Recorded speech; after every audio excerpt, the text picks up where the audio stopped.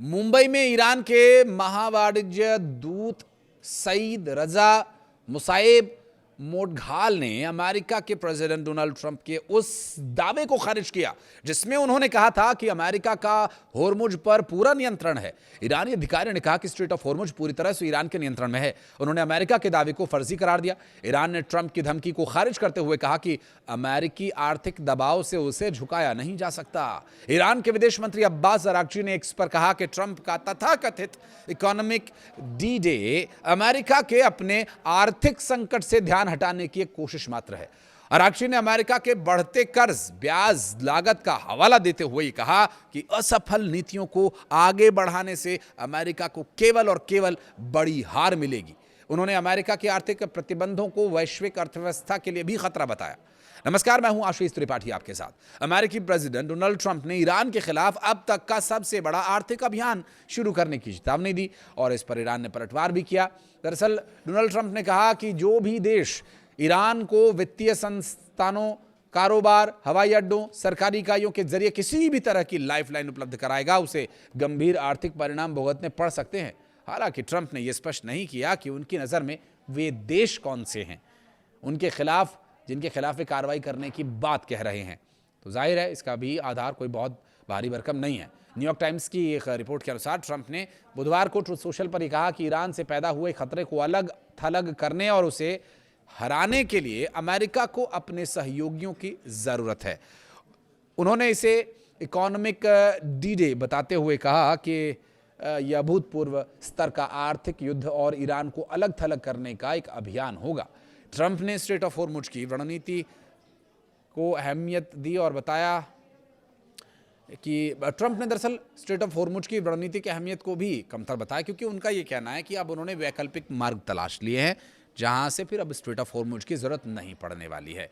अब इसे अगर आप समझने की कोशिश करें तो स्ट्रेट ऑफ होर्मुज अब भी उतना ही अहम बना हुआ है जितना कि वो अब तक था, और दुनिया भर में तेल और गैस आपूर्ति के लिए ये मार्ग बहुत ही महत्वपूर्ण है। अगर ऐसा ही कोई और मार्ग था तो अब तक दुनिया ने उसे क्यों नहीं देखा, अब तक किसी भी देश ने उसे क्यों आइडेंटिफाई नहीं किया? क्योंकि यहाँ से तेल और गैस ले जाना अपेक्षाकृत सुरक्षित और आसान है और थोड़ा कम कीमत में आ जाता है। हाँ, हालांकि अमेरिका और इजराइल के द्वारा ईरान पर किए गए हमले के बाद से ये स्थिति थोड़ी गंभीर और ख़तरनाक ज़रूर बनी हुई है। यहाँ पर अब कई जहाज़ अब तक डुबो दिए गए हैं, लेकिन अमेरिका की तरफ से किए जाने वाले दावे में अगर दम खोजने जाएंगे तो दम निकल जाएगा। यहाँ अमेरिका में ऊर्जा उत्पादन बढ़ने के नए आपूर्ति मार्ग विकसित होने के दावे, दुनिया के इस समुद्री मार्ग पर निर्भरता अब पहले जैसी नहीं रही, कहना है ट्रंप का। ट्रंप के मुताबिक ईरान चाहता था कि कच्चे तेल की कीमतें $350 प्रति बैरल तक पहुंच जाएं, लेकिन अमेरिका और दूसरे देशों में उत्पाद बढ़ने के कारण ऐसा नहीं हो सका। जबकि ये डोनाल्ड ट्रंप का जो दावा है, इसके विपरीत कुछ और भी तथ्य हैं। अगर आप उन पर नज़र डालें तो ईरान की तरफ से वैश्विक मंच पर की जाने वाली इजराइल अमेरिका के साथ जो शांति समझौते हैं, उस दौरान भी उन्होंने इस बात को बहुत स्पष्ट कहा कि वो इस बात को बहुत गंभीरता से लेते हैं और समझते हैं कि इस मार्ग का इस्तेमाल पूरी दुनिया में ऊर्जा आपूर्ति के लिए होता है। इसके लिए अमेरिका और इजराइल को पहले ध्यान रखना होगा। अगर वो इस बात का ध्यान रखते हैं तो ईरान पूरी तरह से उन देशों के साथ है जो इस मार्ग का इस्तेमाल तेल गैस की आपूर्ति के लिए करते हैं और उनके लिए कोई खतरा नहीं है। लेकिन वर्तमान समय में जो परिस्थितियां हैं उसे देखकर ईरान ने जो बातें कही हैं, अमेरिका नहीं चाहता कि वो लोगों तक ठीक तरीके से पहुंचे, जिस पर कि एक बार फिर से डोनाल्ड ट्रंप का दावा देखने को मिला, जो बार बार अपने बयान देकर के उस पर यू टर्न लेने के लिए बहुत फेमस हैं। दरअसल तेल की कीमतों की बात करें तो फिलहाल $84 से $85 प्रति बैरल के आसपास की कीमतें हैं। ईरानी रिवोल्यूशनरी गार्ड कॉर्प्स यानी IRGC के द्वारा भी अमेरिका और उसके सहयोगियों को ये चेताया गया। IRGC के प्रवक्ता ब्रिगेडियर जनरल हुसैन मोहिब्बी ने कहा कि अगर क्षेत्र में फिर से सैन्य टकराव शुरू हुआ तो ईरान पहले से अधिक विनाशकारी हथियारों का इस्तेमाल करेगा। उन्होंने दावा किया कि ईरानी मिसाइलों में इस्तेमाल होने वाले वॉरहेड की क्षमता पिछली लड़ाइयों में इस्तेमाल किए गए हथियारों से कहीं अधिक है। ईरान ने यूरोप में मौजूद अमेरिकी सैन्य ठिकानों को भी संभावित निशाने के रूप में चिन्हित किया है। इसमें बुल्गारिया, साइप्रस के ठिकाने भी शामिल बताए जा रहे हैं। और एक रिपोर्ट के मुताबिक ये ईरान यदि अमेरिका ईरान के खिलाफ कोई सैन्य अभियान का विस्तार करता है तो तेहरान क्षेत्र से बाहर जाकर भी जवाबी कार्रवाई की जा सकती है। ईरान के प्रेसिडेंट मसूद पेजेश्कियान ने कहा कि अमेरिका के साथ बातचीत मतलब आत्मसमर्पण नहीं है। उन्होंने कहा कि ईरान अपनी क्षेत्रीय अखंडता की रक्षा के लिए प्रतिबद्ध है और बातचीत में कदम दर कदम आगे बढ़ रहा है। पेजेश्कियां के मुताबिक ईरान का उद्देश्य आर्थिक नाकेबंदी हटवाना है और विदेशों में फंसी अपनी संपत्तियों को मुक्त कराना है ताकि देश की जनता का भला हो सके। परमाणु मुद्दे पर बातचीत करना। वॉशिंगटन पोस्ट के अनुसार ईरान युद्ध की बढ़ती लागत को देखते हुए पेंटागन खाड़ी क्षेत्र में अमेरिका सैन्य मौजूदगी कम करने पर भी विचार कर रहा है।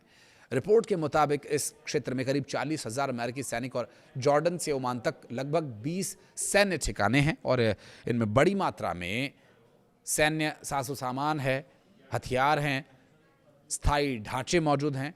और रिपोर्ट्स में ये भी अनुमान जताया गया कि ईरान युद्ध के कारण सितंबर तक अमेरिका को करीब करीब 37.5 अरब डॉलर का नुकसान हो सकता है। इतना बड़ा नुकसान अमेरिका झेलने वाला नहीं है। अमेरिका कहीं ना कहीं से तो इसकी भरपाई करने की कोशिश कर रहा है और संभव है कि डोनाल्ड ट्रंप के ये बयान उन्हीं कवायदों का एक हिस्सा हों। रही बात स्ट्रेट ऑफ हॉर्मुज की, तो पूरी तरह से ईरान के कब्जे में है। सईद रजा मुसाइब मोटलाग ने दावा किया कि ईरान हॉर्मुज को पूरी तरह से खोलने के लिए तैयार है, लेकिन इसके लिए अमेरिका को पहले कुछ शर्तों को मानना होगा।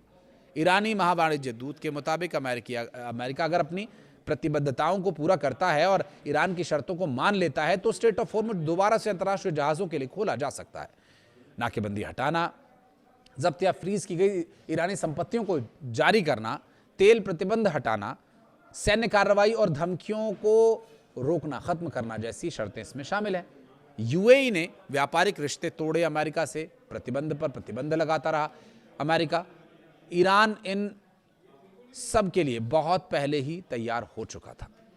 अब आप इसको ऐसे समझें कि जो परिस्थितियां हैं उन्हें पूर्व supreme leader Ayatollah Ali Khamenei इनकी नीयत को समझते हुए पहले से ही जानते थे। उनकी रणनीति ही है जो इतना सब कुछ होने के बाद भी ईरान सब कुछ झेल गया और अब भी खड़ा है। देखिए, ईरान तेल बेचता है लेकिन सीधे अपने नाम से कारोबार करने पर अमेरिकी एजेंसी इसे आसानी से ट्रैक कर सकते हैं। इसलिए बिचौलियों, दूसरी कंपनीज और अलग अलग शिपिंग नेटवर्क्स के माध्यम से तेल खरीदारों को तेल पहुंचाने की कोशिश की जाती है। तेल बेचने के बाद कमाई को ईरान तक पहुंचाना सबसे अहम हिस्सा होता है। इसके लिए बैंकिंग चैनल्स, करेंसी एक्सचेंज, बिचौलियों और कैश ट्रांसफर जैसे रास्तों का इस्तेमाल किया जा सकता है और अमेरिका पूरी चेन को तोड़ना चाहता है। अमेरिका तेल के साथ उन जहाज़ों, कंपनीज और वित्तीय नेटवर्क्स पर भी कार्रवाई करना चाहता है जो इस कारोबार में उनकी मदद करते हैं। तभी तो डोनाल्ड ट्रंप कह रहे हैं कि हम उन देशों को निशाना बनाएंगे, प्रतिबंधों को झेलने के लिए वे तैयार रहे हैं। कौन देश हैं, नाम क्यों नहीं ले रहे, बताओ ना आप खुल करके अंतर्राष्ट्रीय मंच पर। मकसद ईरान के लिए तेल बेचना है और उसकी कमाई को मुश्किल करना है, जो अभी फिलहाल खुद उन्हीं के लिए मुश्किल बना हुआ है। बहरहाल ईरान और अमेरिका के बीच जारी जो मिसाइली और हथियारों का हमला है, उसके बीच एक ये स्ट्रैटेजिक वॉर भी चलती रहती है, इसका क्या असर पूरी दुनिया पर देखने को मिल रहा है। डोनाल्ड ट्रंप कह रहे हैं हमने वैकल्पिक मार्ग ढूंढ लिया तेल गैस आपूर्ति के लिए, तो बहुत अच्छी बात है दुनिया के लिए। तो जब वैकल्पिक मार्ग ढूंढ लिया है तो छोड़ दीजिए स्ट्रेट ऑफ हॉर्मुज, काहे पीछे पड़े हैं ईरान के। वीडियो को यहाँ तक देखने के लिए बहुत धन्यवाद।